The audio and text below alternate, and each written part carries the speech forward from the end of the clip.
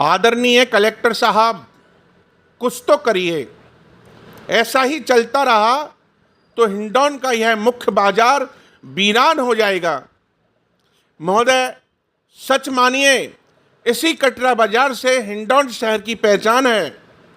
यह बाजार समाप्त हो गया तो हिंडौन के भ्रष्ट कारिंदों के सपने तो सच हो जाएंगे, लेकिन सैकड़ों परिवारों की आंखों से कभी भी आंसुओं की धारा बंद नहीं हो पाएगी।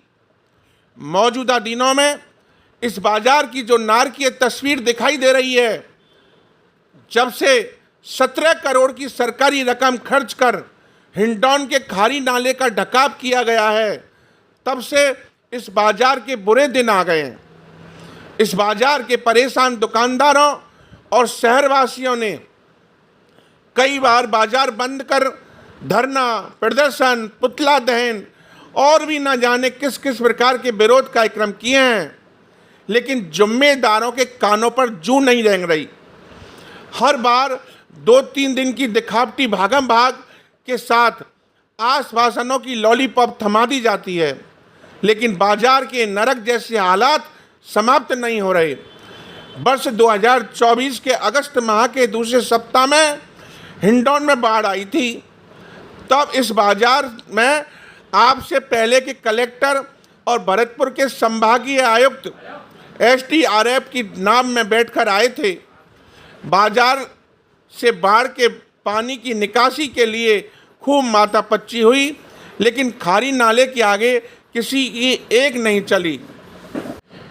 वही हुआ जो खारी नाले ने चाहा।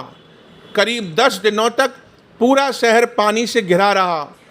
नाला जब शांत हुआ तो एक के बाद एक 3 लाशों ने पूरे शहर को रुला दिया।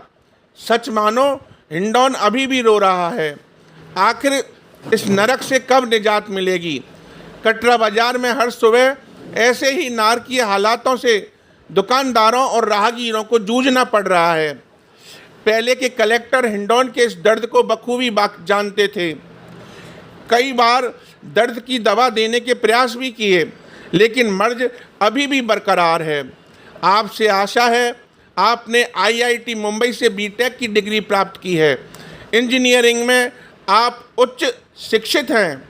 ऐसे में आपसे हिंडौन शहर आशा करता है कि आप अपने उच्च शिक्षा के अनुभवों का लाभ हिंडौन के इस बाजार को देते हुए दुकानदारों और राहगीरों को नरक से अवश्य निजात दिलाएंगे और समाप्त हो रहे बाजार को नया जीवन प्रदान कर हजारों निराश चेहरों पर खुशियों के रंग उभारेंगे। कलेक्टर साहब, ध्यान दीजिए।